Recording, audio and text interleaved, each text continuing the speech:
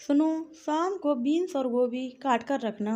रात के खाने में तुम्हारी मनपसंद वेज बिरयानी बनाऊंगी। कहते हुए शिखा ने जल्दी से अपना जूस खत्म किया। ओके बेबी, ये रही तुम्हारी कार की चाबी और ये रहा तुम्हारा टिफिन। पहले पकड़ लो वरना फिर से भूल जाओगी। कहते हुए मयंक ने अपनी बीवी को टिफिन पकड़ाया। अगर चाहूँ तो भी तुम मुझे भूलने नहीं दोगे। शिखा खिलखिला उठी। तुम्हारे फेवरेट आलू के पराठे रखे हैं, अच्छे से खा लेना। OMG, आलू के पराठे, फिर तो मेरा खाना हो चुका। ऑफिस में सभी को तुम्हारे हाथ के आलू के पराठे बहुत पसंद हैं। पिछली बार 3 पराठों में सिर्फ मुझे आधा ही पराठा खाने को मिला था। शिखा ने शिकायत सी दर्ज कराई।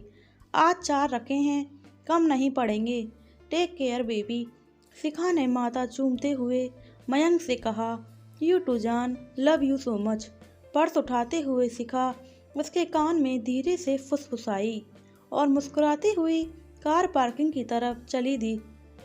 देख रहे हो जी, सबके घरों में बेटा ऑफिस जाता है और बहू घर के काम संभालती है, पर मेरे यहाँ तो उल्टी गंगा बह रही है।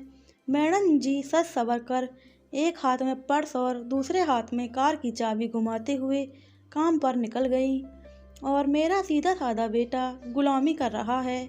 घर से ही ऑफिस का काम करता है और दिन भर घर भी संभालता है। हाय री मेरी किस्मत। बेटे को बहू के लिए टिफिन बनाते देख सामने के बेडरूम में पति राजीव के साथ बैठी मयंक की मम्मी अनुपमा का मुनमुनाना चालू था। छोड़ो भी भगवान, जब अपना ही सिक्का खोटा हो तो परखने वाले का क्या दोष। कितनी बार समझाया है, बहू को इतनी छूट मत दे, आखिर है तो औरत जात ही। एक बार बाहर की हवा लगेगी तो सिर पर बैठकर नाचेगी, लेकिन साहबजादे को कौन समझाए। छोड़ो, जाने दो, हमें क्या करना है। जब तक इच्छा है रहो, नहीं तो गांव चलेंगे। जब तक यहाँ हैं अपना मुंह बंद रखें। राजीव सलीके से पत्नी को अपना ज्ञान परोसा। मम्मी पापा की बातचीत सुन डाइनिंग टेबल साफ कर रहे मयंक के हाथ 2 पल को रुके, लेकिन अगले ही पल गुनगुनाते हुए उसने अपना काम जारी रखा। यूँ भी अब से मम्मी पापा के जहर बुझे तीरों से कोई फर्क ना पड़ता था, क्योंकि अपने भविष्य को बेहतर बनाने के लिए उसने और शिखा ने यह फैसला अपनी मर्जी से काफ़ी सोच समझ कर लिया था। 20 वर्षीय शिखा एक बहुत ही होनहार युवती थी, जिसने हाल ही में अपनी मेहनत और प्रतिभा के बल पर छोटी सी उम्र में इंदौर से सटे इंडस्ट्रियल एरिया पीतमपुर में एक मल्टीनेशनल कंपनी में डिप्टी GM की पोस्ट संभाली थी। उसकी बढ़ती जिम्मेदारी और काम के अतिरिक्त दबाव के चलते यह उन दोनों का फैसला था कि फिलहाल मयंक घर की जिम्मेदारियां संभाल लेगा। बाद में बच्चा प्लान करने पर शिखा घर से काम करेगी, ताकि बच्चे को माँ की प्यार भरी देखभाल और सही परवरिश मिल सके। समझदार शिखा कभी भी दूध पीते बच्चे को किसी नैनी के भरोसे नहीं पालना चाहती थी। खुद मयंक भी अंडरस्टैंडिंग था, लिहाजा पत्नी के सफल करियर और अपनों के भविष्य के लिए उसने खुशी खुशी वर्क होम का चुनाव किया था। हालांकि यंग कपल अपने फैसले पर बहुत ही खुश थे, पर गाहे बेगाहे उनके अपने बड़ों के कोप का शिकार बनना पड़ता था। दरअसल मयंक के पिता माता पुरानी सामाजिक मान्यताओं के पक्षधर थे, जिन्हें बेटे बहू के आधुनिक विचार और निर्णय हजम नहीं होते थे। पहल उनके तंज कसे जाने पर मयंक व्यथित हो अपना आपा खो बैठता था, मगर शिखा उसे जल्दी ही संभाल लेती थी। वह जानती थी कि आधुनिक दौर के बदलाव की यह प्यार धीरे धीरे ही सही उनके बड़ों को अपनी गिरफ्त में जरूर ले लेगी, इसलिए वह मयंक को समझाया करती थी। पर मम्मी पापा के चरित्र का दोहरा मापदंड मयंक की समझ के बाहर था। वह जानता था कि कैसे यही मम्मी दीदी की शादी के बाद नाते रिश्तेदारों और आस पड़ोस के जीजा जी की तारीफ करते न थकती थी, क्योंकि वो घर के कामों में बराबरी से दीदी का हाथ बटाते थे। लेकिन आज बेटे के सही काम करने पर बहू गुनहगार बन गई। वह समझ ना पाता था कि यह कौन सी सामाजिक व्यवस्था थी जिसमें दामाद के घर का काम करने पर उसकी तारीफें में कसीदे पड़े जाते थे, और अगर बेटा वही काम करे तो वह जोरों का गुलाम कहलाता है। बहरहाल डाइनिंग टेबल साफ कर उसने मम्मी पापा को आवाज़ दी और उन्हें भी आलू के गर्मा गर्म पराठे दही के साथ परोसे। फिर अपने लिए प्लेट लगाकर वह सीधा अपने टेबल पर जा पहुंचा और जहां लैपटॉप खोलकर अपने ऑफिस के ज़रूरी काम निपटाने लगा।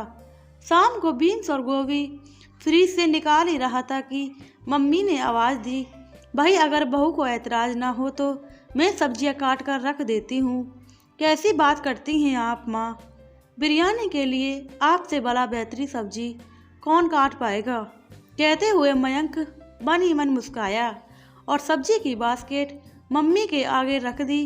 वह जानता था कि मम्मी को मालूम है कि उसे ठीक से सब्जी काटनी नहीं आती थी और अक्सर वह सब्जी काटते हुए चाकू से अपने हाथ को चोट पहुंचा लेता था। देर शाम शिखा ने कराते हुए घर में पहला कदम रखा। क्या हुआ बेबी? मयंक अपना खारा काम छोड़कर दौड़ा। कुछ नहीं, रास्ते में कार में ना जाने क्या प्रॉब्लम हुई, रुक रुक झटके खा रही थी। आते वक्त उसे सलीम के गैराज पर छोड़ कर आई हूँ, कल शाम तक मिलेगी। वहाँ से ऑटो पकड़ने निकली ही थी कि जाने कहाँ से लोहे की एक कील पैर में चुभ गई। काफ़ी खून भी निकला और अब बहुत दर्द कर रहा है। शिखा फिर से करा उठी, यह तो काफ़ी गहरा कट है, जाओ डॉक्टर गोयल को दिखा दो। और हाँ, एटीएस का इंजेक्शन भी लगवा लेना, राजीव ने घाव देखते ही कहा। मैडम जी तो चोट लगाकर बैठ गईं। अब बिरयानी का क्या होगा? बच्चों के जाने के बाद अनुपमा की आंखों में जुलझुलाहट थी। कैसी बातें करती हो भगवान। उसने जानबूझकर थोड़े ही कील पे पैर दे मारा। वह तो वैसे भी दर्द से परेशान है। चलो आज हम बिरयानी बनाते हैं। वैसे भी बहुत दिन हो गए तुम्हारे हाथ का स्वादिष्ट खाना खाए हुए। हाँ भाई, बुढ़ापे में फिर से चूल्हा चौका संभालो, वरना दिन भर के थके हारे बेटे को काम में लगना पड़ेगा। बड़बड़ाते हुए अनुपमा काम में लग गई। उसे अभी भी बहू से ज़्यादा बेटे की चिंता थी। जब तक शिखा और मयंक लौटे, बिरयानी की खुशबू से पूरा घर महक रहा था। मम्मी पापा को बिरयानी सर्व करके मयंक अपने और शिखा के लिए भी एक प्लेट में बिरयानी परोसने लगा। वो उसके पैर में अभी भी दर्द है, ठीक से चला नहीं जा रहा और थकी भी है, तो उसे वही खिला दूंगा।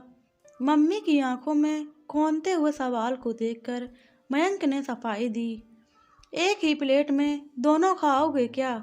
घर में बर्तनों की कमी है? अनुपमा ने चिढ़कर पूछा।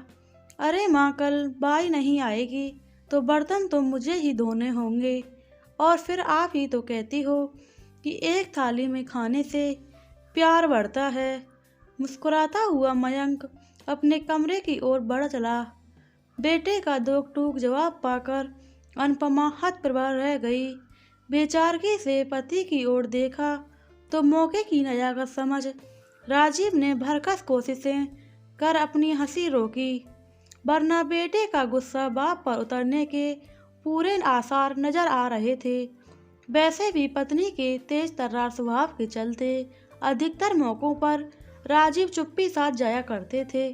कभी अपनी बात रखते भी थे तो इस तरह की पत्नी को बुरा ना लगे। 2-3 दिन में मयंक की बेहतर देख रेख में शिखा का घाव जल्द भर गया। परिस्थितियों को देखते हुए बेमन से ही सही, राजीव और अनुपमा ने भी घर के कामों में हाथ बटाया। फिर भी बेटे को बहू की देखभाल करते देख अक्सर चिढ़ जाया करती थी। उसी बीच शिखा के हाल जानने के लिए उसकी माँ का फ़ोन आया। उसके बाद उन्होंने काफ़ी देर तक अपनी समधिन अनुपमा से बात की। उस दिन सुबह शिखा ऑफिस के लिए तैयार हो रही थी। उसका मोबाइल घनघना उठा। ये मैं क्या सुन रही हूँ शिखा? मयंक घर पर रहता है और तुम ऑफिस जाती हो। हाँ माँ, इसमें हर्ज की क्या बात है? कई बार ज़्यादा काम की वजह से मैं ऑफिस से लेट आती हूँ। ऐसे में घर संभालने वाला कोई तो होना चाहिए। तुम दोनों ने किसी से भी बिना पूछे इतना बड़ा डिसीजन ले लिया। आखिर नाते रिश्तेदार क्या कहेंगे कि दामाद घर में बैठा बेटी की कमाई खा रहा है। यह तूने ठीक नहीं किया शिखा। आखिर हमें समाज के बीच रहना है। मम्मा, लोगों का तो काम ही है कुछ ना कुछ कहते रहना, और फिर आपको कब से समाज की फिक्र होने लगी?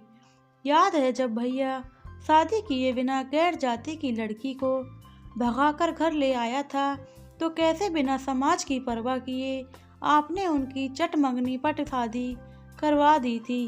यह कहते हुए शिखा कुछ पल को रुकी। पिछला कुछ वक्त हमने कितना तंग हाली में गुजारा है। जब मेरे पास ढंग की जॉब तक ना थी, तब कहाँ थे आपके ये सो कॉल्ड नाते रिश्तेदार? कोई भी हमारी मदद के लिए आगे क्यों नहीं आया? और आज जब मेरी इतनी अच्छी जॉब लगी है और हम अच्छे से इसे मैनेज करने की कोशिश कर रहे हैं, तो आप चाहती हो कि मैं घर बैठ जाऊं? नहीं मम्मा, ये हमारी ज़िंदगी है और इसके निर्णय लेने का अधिकार सिर्फ हमारा है। थोड़ा बिजी हूँ, बाद में बात करती हूँ, कहकर शिखा ने फ़ोन काट दिया। उसका मन कसैला सा हो चला था। उसने बचपन से ही अपनी माँ को अपने और भाई के बीच छोटी छोटी बातों पर फ़र्क करते देखा था। आज भी भाई की आवारागर्दी करते हुए भी माँ की आंखों का तारा था, और वह अपने सफल कैरियर के बावजूद भी उनकी आंखों में किरकिरी थी। उसका उतरा हुआ चेहरा देख मयंक ने एक प्रश्नवाचक दृष्टि उस पर डाली। तुम्हारी माँ जो ना करे वह थोड़ा है। शिखा की आंखों में नाराजगी के भाव थे। ओ तुम उदास मत हो, तुम्हारी माँ हो चाहे मेरी, इन्हें अपना काम करने दो और हम अपना काम करते रहेंगे। इनकी बातों को दिल पर लगाने की कोई ज़रूरत नहीं है। वैसे भी तुम्हारे दिल में बस मेरा ही ख्याल रहना चाहिए, समझी जाने मन। शिखा की ओर आंख मारते हुए मयंक शरारत से मुस्कुराया। अच्छा, तुम नहीं सुधरोगे। अच्छा, मुझे तो देर हो रही है, मैं चली अपने ऑफिस। बाय शिखा फटाफट कमरे से निकलने को हुई। अरे सुनो, एक काम तो रह ही गया। शिखा बोली। क्या? शिखा ने फिर पलट कर देखा। मुंह मीठा करना कहकर मयंक ने अपनी बाहों में जकड़ा और उसके होठों पर चुम्बन जड़ दिया। उफ, छोड़ो भी मुझे। शिखा कसमसाई और पति की बाहों की मजबूत गिरफ्त से छूटने का प्रयास करने लगी। अगले हफ्ते शिखा की कंपनी का एनुअल डे था। शिखा के बॉस ने इस प्रोग्राम के अरेंजमेंट के लिए 4 मेंबर की एक टीम बनाई थी, जिसे शिखा लीड कर रही थी।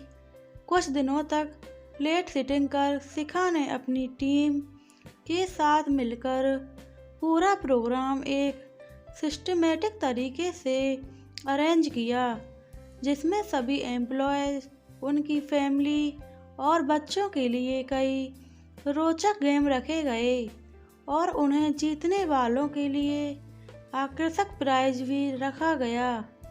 सुबह के नाश्ते से लेकर दोपहर तक की शानदार व्यवस्था भी की गई और सबसे आखिर में भव्य ऑर्केस्ट्रा के साथ सम्मान दिए जाने की व्यवस्था थी।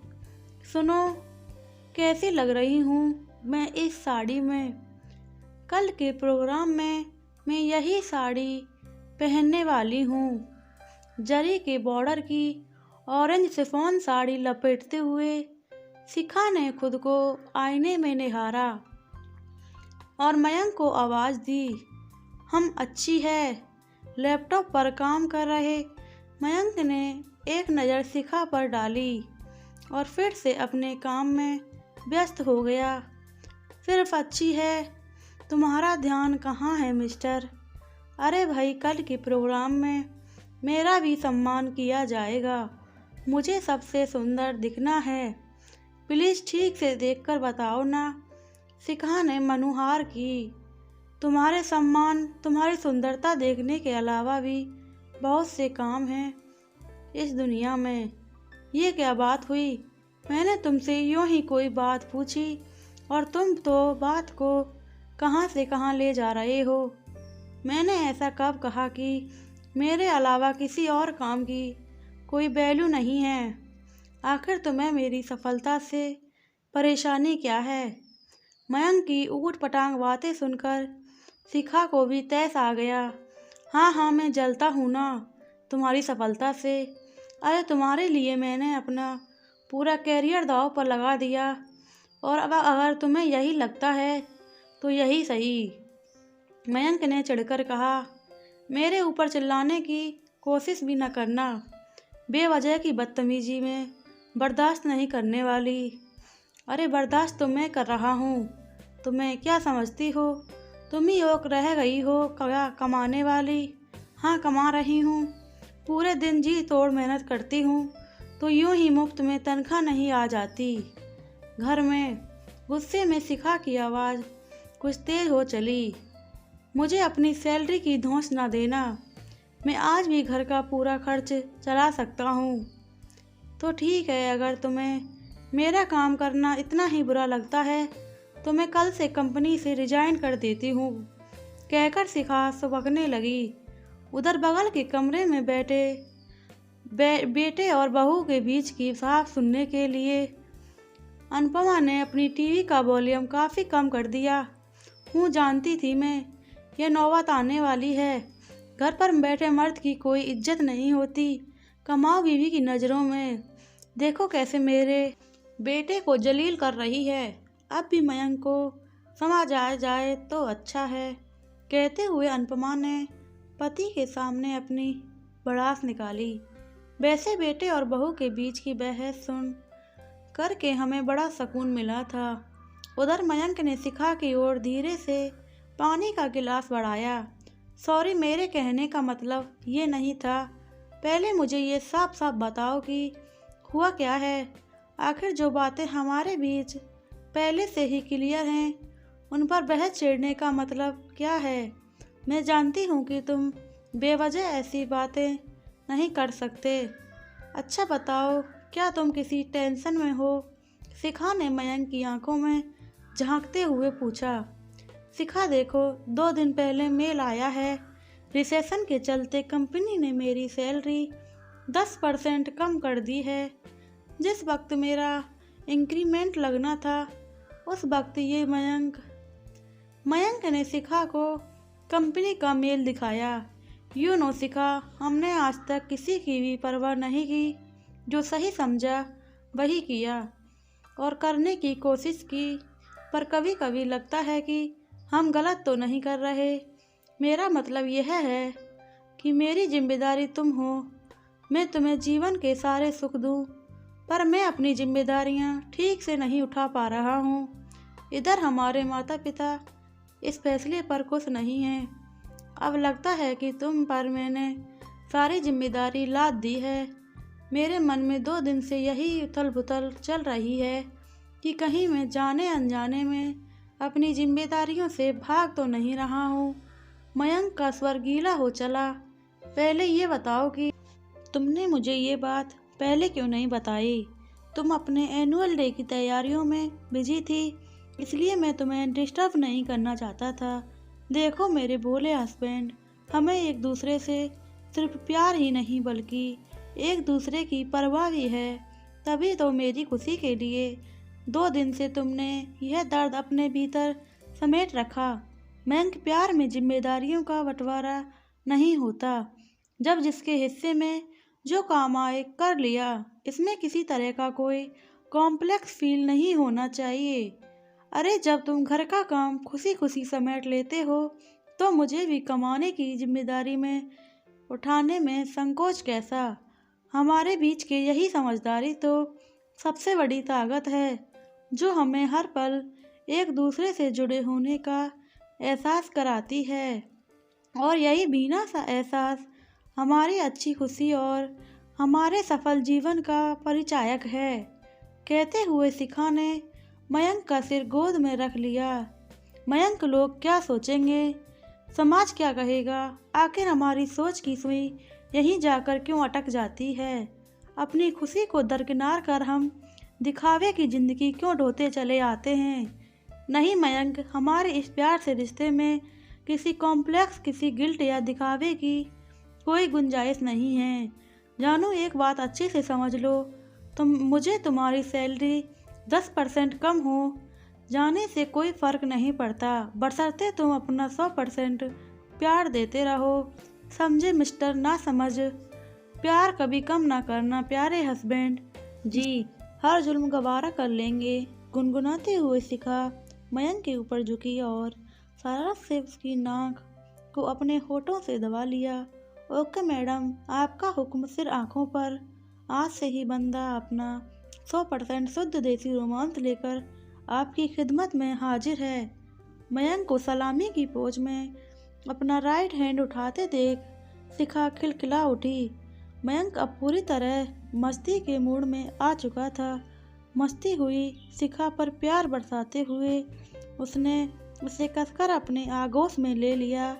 सुबह सुबह बेटे और बहू को आपस में हंसता बोलता देख अनुपमा का मुंह एक बार फिर से लटक गया। फिर भी बुझे मन से वे और राजीव प्रोग्राम में जाने के लिए तैयार होने लगे।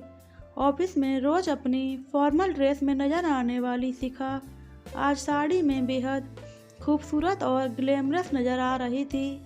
अपने कर्ल बालों का उसने एक बन बनाया था जिसकी कुछ लटें उसके ऊपर उसके रूप को और मोहक बनाए दे रही थी। प्रोग्राम में पहुंचकर उसने मयंक, राजीव और अनुपमा को भी सभी से मिलवाया। निर्धारित रूपरेखा के अनुसार सभी प्रोग्राम अच्छे से निपट चुके थे। अब सम्मान समारोह की बारी थी। स्टेज पर शिखा के मैनेजिंग डायरेक्टर मिस्टर सिन्हा आ चुके थे। उन्होंने अपनी सभी एम्प्लॉय का धन्यवाद अदा करते हुए खुले दिल से उनकी मेहनत की सराहना की। स्टेज पर जब बेस्ट एम्प्लॉय के लिए शिखा का नाम पुकारा गया तो तालियों की गड़गड़ाहट से पूरा हॉल गूंज उठा। दोस्तों, सबसे पहले आप सभी के प्यार का बेहद शुक्रिया। सर, इससे पहले कि मैं ये अवार्ड लूँ, मैं यहाँ पर उसके सही हकदार को बुलाना चाहूँगी जिसने आज तक मेरी तमाम जिम्मेदारियों को साझा किया है।